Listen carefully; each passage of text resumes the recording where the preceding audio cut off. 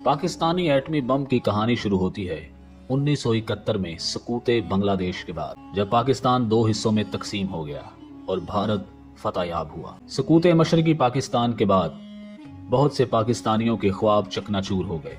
पूरी कौम का दिल शिकस्ता हो गया। सियासी और फौजी दोनों क़यादतों को मुर्दे इल्ज़ाम ठहराया गया। भुट्टो को भी अपने सियासी किरदार पर हरफ़े तनकीद बर्दाश्त करना पड़ा। पाकिस्तान के तमाम तर जिम्मेदारी भुट्टो के कंधों पर थी। कौम का हौसला बुलंद करने के लिए जुल्फ़िकार अली भुट्टो ने मुल्तान में नवाब सादिक हुसैन कुरैशी की रिहाइशगाह पर मुल्क के मारूफ साइंसदानों का इजलास बुलाया और निहायत सादा अल्फाज में अपना मुद्दा बयान करते हुए कहा, क्या आप मुझे एक एटम बम दे सकते हैं? इजलास में मौजूद अक्सर शुरका इस बात पर हैरान हो गए कि ये कैसा सवाल है। कुछ सीनियर साइंसदानों ने इन्हें बताया कि पाकिस्तान के पास इस काम के लिए इंफ्रास्ट्रक्चर मौजूद ही नहीं है। लेकिन भुट्टो ने अपना सवाल दोहराया, क्या आप मुझे एक एटम बम दे सकते हैं? उस वक्त इजलास में शरीक डॉक्टर इशरत उस्मानी और डॉक्टर समर मुबारक मंद ने भुट्टो की ख्वाहिश पर तजस्सुस का इजहार करते हुए इसे मुमकिन करार दिया, जिस पर भुट्टो ने अपना अगला सवाल किया, कितने अरसे में एटम बम बनाना मुमकिन होगा? फिर पाकिस्तान ने मुड़कर नहीं देखा और एटम बम बना दिया। लेकिन ये कहानी इतनी आसान नहीं है। आज की वीडियो में हम आपको पाकिस्तान के एटम बम की दास्तान सुनाएंगे। ये 1954 की बात है, जब पाकिस्तान के वजीर आज़म मोहम्मद अली बोगरा ने व्हाइट हाउस में अमरीकी सदर आइजनहावर से मुलाकात की और पाकिस्तान ने अमेरिका के एटम बराए अमन, एटम फॉर पीस के मंसूबे में शमूलियत के साथ जोहरी तवानाई के शोबे में तहकीक और तरक्की के लिए जोहरी तवानाई के कमीशन के क़याम का ऐलान किया। यह आगाज था पाकिस्तान के जोहरी प्रोग्राम का।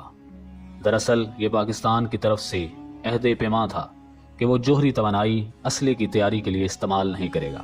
पाकिस्तान की तरफ से आइजनहावर के इस मंसूबे को तस्लीम करने पर पाकिस्तान में बहुत से लोगों का माथा ठनका, क्योंकि यह आगाज था पाकिस्तान की तरफ से अमेरिका के कदमों में खुद सुपुर्दगी का। उसके फौरन बाद अमेरिका और पाकिस्तान के दरमियान फौजी, सियासी और इक्तसादी शोबों में हमागीर कुर्बत और ताउन का सिलसिला शुरू हुआ। इसी साल पाकिस्तान ने अमेरिका के दो फौजी माहदों सेंटो और सीटो में शामिल होने का फैसला किया और अमेरिका ने भारी फौजी और इक्तसादी इमदाद के एवज पाकिस्तान की सरजमीन पर अपने फौजी अड्डे कायम किए और अपने फौजी सलाहकार पाकिस्तान भेजे। और इसी के साथ ही पाकिस्तान के 5 साला इक्तसादी मंसूबे की तैयारी के लिए अमेरिका ने अपने माहरीन पाकिस्तान के मंसूबा बंदी कमीशन में तैनात किए। लेकिन सन 60 की दहाई में ये खबर आना शुरू हो गई कि इंडिया बड़ी तेजी से जोहरी तजर्बात की सिमत बढ़ रहा है। लेकिन इसके बावजूद पाकिस्तान की क़यादत ने जोहरी असले के मैदान में कदम रखने से साफ तौर पर इनकार कर दिया, क्योंकि पाकिस्तान जो नौज़ायदा रियासत थी वो अमरीका को नाराज नहीं करना चाहता था। सन 1964 में इंडिया के वजीर आज़म जवाहरलाल नेहरू के इंतकाल पर जब पाकिस्तान की तरफ से ताज़ीती वफद इंडिया गया तो वहां पर जुल्फ़िकार अली भुट्टो से एटमी तवानाई के बारे में बात की गई। जब जुल्फ़िकार अली भुट्टो से पूछा गया कि पाकिस्तान जोहरी सलाहियत हासिल करने के लिए क्या कर रहा है, तो जुल्फ़िकार अली भुट्टो ने कहा, सन 63 में उन्होंने काबीना में यह तजवीज़ पेश की थी कि पाकिस्तान को जोहरी असले की तैयारी के लिए प्रोग्राम शुरू करना चाहिए। लेकिन सदर अयूब खान और उनके अमरीका नवाज वजीर ख़जाना मोहम्मद शुएब और दूसरे वजीरों ने इसकी तजवीज़ को यकसर मुस्तरद कर दिया था और वाज़ेह फैसला किया था कि पाकिस्तान जोहरी असला हासिल करने की सलाहियत की कोशिश नहीं करेगा। जब सदर अयूब खान फ्रांस के दौरे पर 1968 में गए तो फ्रांसीसी सदर चार्ल्स डिगाल ने पाकिस्तान में जोहरी रिएक्टर और प्रोसेसिंग प्लांट की तामीर की पेशकश की, लेकिन अयूब खान ने इसे मुस्तरद कर दिया। यह मशवरा अयूब खान को उनके chief of staff general यहया Khan और सदर अयूब के आला साइंसी मुशीर डॉक्टर अब्दुस्सलाम और मंसूबा बंदी कमीशन के नायब सरबराह एम अहमद ने दिया था।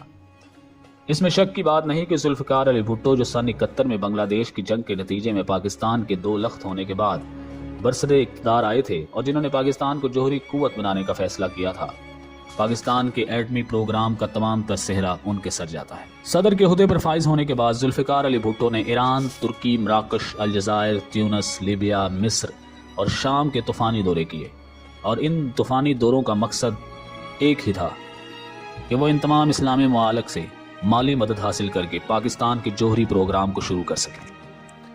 दमिश्क में अपने इस दौरे के अख्ताम पर शाम के सदर हाफिजुल असद से जुल्फ़िकार अली भुट्टो ने कहा, پاکستان کی مہارت اور مسلم دنیا کی دولت سے ہم عالم اسلام کو جوہری قوت بنا سکتے ہیں۔ اس دورے کے فوراً بعد انہوں نے سن 73 میں پاکستان کے جوہری اسلحہ کی صلاحیت حاصل کرنے کے پروگرام کا باقاعدہ آغاز کیا۔ اس سلسلے میں انہوں نے جوہری توانائی کمیشن کے سربراہ کو تبدیل کیا۔ اعلیٰ سائنسی مشیر ڈاکٹر عبدالسلام کو برطرف کر کے ہالینڈ سے ڈاکٹر عبدالقدیر خان کو پاکستان بلایا گیا۔ پاکستان کے جوہری پروگرام کے لیے انہوں نے فرانسیسی صدر کو جوہری ری پروسیسنگ پلانٹ کی تعمیر کی پرانی پیشکش کی تجدید کے لیے آمادہ کر لیا۔ بھٹو جوہری پروگرام میں جس تیزی سے آگے بڑھ رہے تھے اسے امریکہ نے قطعی طور پر پسند نہیں کیا، اور اس زمانے کے امریکی وزیر خارجہ ہینری کسنجر نے تو کھلم کھلا دھمکی دی کہ اگر بھٹو نے ایٹمی ری پروسیسنگ پلانٹ کی منصوبہ بندی پر اصرار کیا تو وہ نہیں رہیں گے۔ لیکن بھٹو کو معلوم تھا کہ اگر اب کی بار پاکستان ایٹمی صلاحیت حاصل نہ کر پایا تو بچا کچا بھی پاکستان نہیں رہے گا۔ پاکستان کے سائنسدانوں نے کہوٹا کے دیربا گاہ میں سن 74 میں یورینیم کی افزودگی کا کام شروع کیا۔ ان کی محنت سن 78 میں رنگ لے آئی۔ صرف 4 سالوں میں انہوں نے 90% افزودگی کے قابل صلاحیت حاصل کر لی۔ ڈاکٹر عبدالقدیر خان کے مطابق پاکستان کے جوہری سائنسدانوں نے سن 84 میں جوہری بم تیار کرنے کی صلاحیت حاصل کر لی تھی، اور انہوں نے جنرل ضیاء سے کہا کہ وہ کھلم کھلا پاکستان کی طرف سے جوہری بم کی تیاری کے عزم کا اعلان کریں، لیکن ان کے امریکی نواز وزیر خارجہ اور دوسرے وزیروں نے اس کی سخت مخالفت کی۔ آخرکار مئی 1998 میں جب انڈیا نے جوہری تجربات کیے تو پاکستان کے لیے کوئی چارہ کار نہیں رہا کہ وہ بھی جوہری تجربات کرے، اور یوں پاکستان بھی جوہری طاقتوں کی صف میں شامل ہو گیا۔